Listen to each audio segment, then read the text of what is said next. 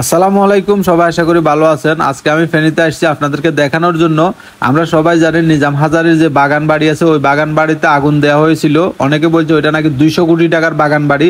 তো ওই বাড়িটার বর্তমান অবস্থাটা কি সেটা দেখানোর জন্য আজকে আমি ফেনীতে আসছি। আপনাদেরকে এখন দেখাবো যে নিজাম হাজারীর বাগান বাড়িটা এখন বর্তমানে কেমন আছে। তো এখানে দেখতেছেন শিক্ষার্থীরা এই যে ময়লাগুলো এখানে পরিষ্কার করতেছে, আর পিছনে যেটা দেখতেছেন এটা হচ্ছে পুরাতন জেলখানা আর কি।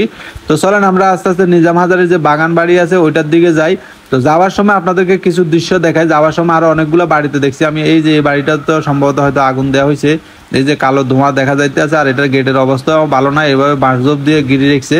মানে অনেকগুলো বাড়ি আমি যাইতে যাইতে দেখছি। তো আপনাদেরকে একটু দেখাই যে নিজাম হাজারীর বাড়ির দিকে যাওয়ার সময় কতগুলো বাড়ি। এই যে এখানেও একটা বাড়ি দেখা যাইতেছে, এটার ভিতরে হয়তো আগুন টাগুন দেওয়া হয়েছে সম্ভবত।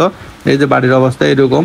তো আমি নিজাম হাজারীর বাগান বাড়ি যেটা আছে ওইটা দেখার জন্য যাইতেছিলাম। তো এখানে দেখা যাইতেছে একটা বাড়িতে এই যে বাড়িটারও এই অবস্থা দেখা যাইতেছে। তো আমি নিজাম হাজারীর যে বাড়িটা আছে ওই বাগান বাড়িটা দেখার আমার খুব ইচ্ছা, যে 200 কোটি টাকা নাকি ওই বাগান বাড়িটা।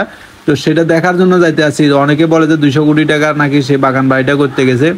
অবশেষে আমরা চলে আসছি সেই নিজাম হাজারের 200 কোটি টাকার বাগান বাড়িতে। এটা হচ্ছে ওনার 200 কোটি টাকার বাগান বাড়ি অনেকে বলে। তো এখানে অনেকগুলো মেয়ে দাঁড়িয়ে আছে।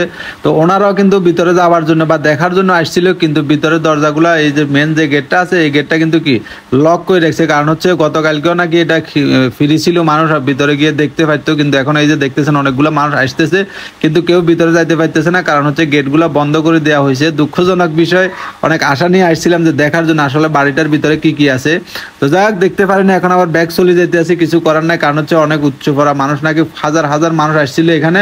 আসার কারণে ওইখানে কি লক করে দিয়েছে মেন গেটটা। তো আবার চলে যেতে আছে, কিছু করার নাই। আমার অনেক দেখার খুব ইচ্ছা ছিল আর কি, যে এটা নাকি বিষয়ের ভিতরে মানে অনেক কিছু আছে। তো দেখার জন্য আসছিলাম, কিন্তু দেখতে পারলাম না, কারণ হচ্ছে এটা গেটটা বন্ধ করে দেওয়ার কারণে ভিতরে যেতে পারিলাম। শুধু আমি না, অনেক মহিলা আসছিল, অনেক মানুষ আসতেছে দেখতেছি ওনার এই বাগান বাড়িটা দেখার জন্য।